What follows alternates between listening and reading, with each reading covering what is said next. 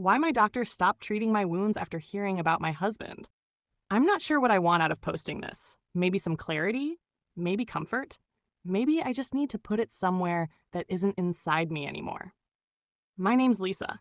I'm 25. I got married to my boyfriend of 3 years, Marcus, about 6 months ago. Everyone said we were perfect together. He was charming, confident, the kind of guy who lights up a room. I was the quiet one. The one in the corner, smiling politely but always shrinking a little. At first, Marcus made me feel seen, like I wasn't invisible anymore, like someone had finally chosen me. But it didn't stay like that. It started small. A hand gripping my wrist too tightly when I laughed at a joke another man made. Words that stung more than slaps ever could. You'd be nothing without me, Lisa. You think anyone else would love you? Then came the nights, the broken glass, the bruises that bloomed like violets on my arms. The first time I went to the ER, I told them I fell down the stairs. The nurse gave me that look, the one that's halfway between pity and suspicion. She didn't press. She just nodded. The second time, it was a kitchen accident. A pot slipped, burned my forearm. I remember the smell of burnt flesh, the sting of disinfectant, the way the doctor asked gently, "Is someone hurting you?" And I said no, because saying yes felt like signing a death sentence. Marcus always said no one would believe me anyway. By the fourth time, even I didn't believe me. That night, I came in with a split lip, bruised ribs, and a small cut on my temple. The triage nurse didn't even ask questions anymore. She just called for Dr. Patel, the same doctor I'd had the last 2 times. Dr. Patel was this calm, kind man in his 40s. Always spoke softly, like loud voices could break something in me. He asked the usual things as he cleaned my wounds. What happened? How long ago did I feel safe going home? I gave my usual answer. My husband and I, we had a fight. It got out of hand. He sighed. I could see something flicker behind his eyes. Frustration? Worry? I don't know. But this time he didn't move on. Lisa, he said gently, you've been here 4 times in 6 months. Each time, the injuries are consistent with assault. I can't help you if you won't tell me the truth. Something broke in me then. I just started crying. The kind of crying that comes from deep inside your ribs, shaking your whole body. So I told him. Everything.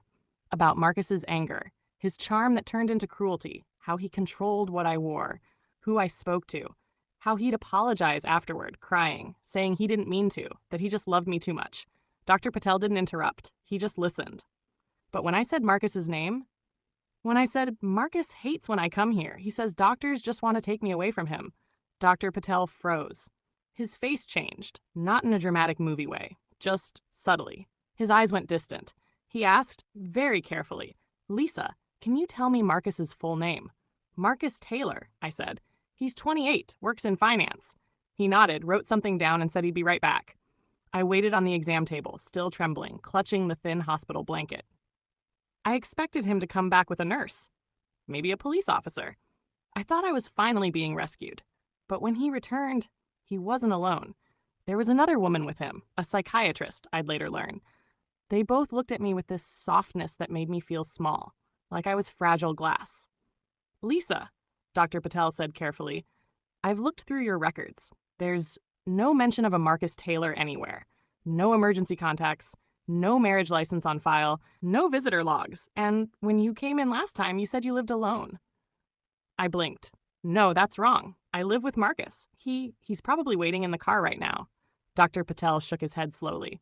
Security checked, Lisa. There's no one waiting for you. I felt dizzy. No, that's not true. He's real. He hurts me. You think I did this to myself? He looked pained. No, Lisa. I think you've been hurting for a very long time. But I also think Marcus might not be real. Everything after that is a blur of denial and panic. I screamed. I begged them to check again. I told them he was real, that they were lying, that he'd be furious if he knew I was here. They admitted me for observation that night. I remember crying until my throat burned. The psychiatrist, Dr. Singh, stayed with me most of the night. She told me she believed I was in pain, that my mind had created Marcus to make sense of it. She said sometimes, when trauma or loneliness runs deep enough, our brains build stories that hurt us and comfort us at the same time. Marcus wasn't a stranger's face. He was pieces of every cruel voice I'd ever internalized, My father's temper, exes who gaslighted me, my own self-hatred wearing a human mask. And the bruises? They were real.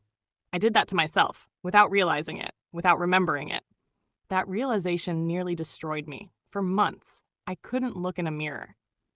Couldn't trust my own thoughts. The guilt was unbearable. How could I be both victim and perpetrator? But therapy started helping. Antipsychotics stabilized the storms in my head. The hallucinations faded. Marcus's voice, once so loud, became distant, then quieter, then gone. I'm 6 months into treatment now. I live in a small apartment near my sister. I go to therapy twice a week. Some days I wake up and still half expect to hear his footsteps in the hallway. But then I remind myself, there is no Marcus. Only me. Dr. Patel still checks in sometimes. I think he felt guilty for how abruptly everything came out that day. But he was right to stop treating my wounds. Because they weren't the kind of wounds you can fix with stitches. They were the kind that need truth. And time.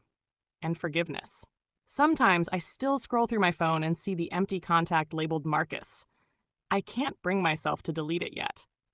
Maybe someday I will, but for now it's just a quiet reminder of how far I've come from the woman who believed love had to hurt. My doctor stopped treating my wounds after I told him about my abusive husband.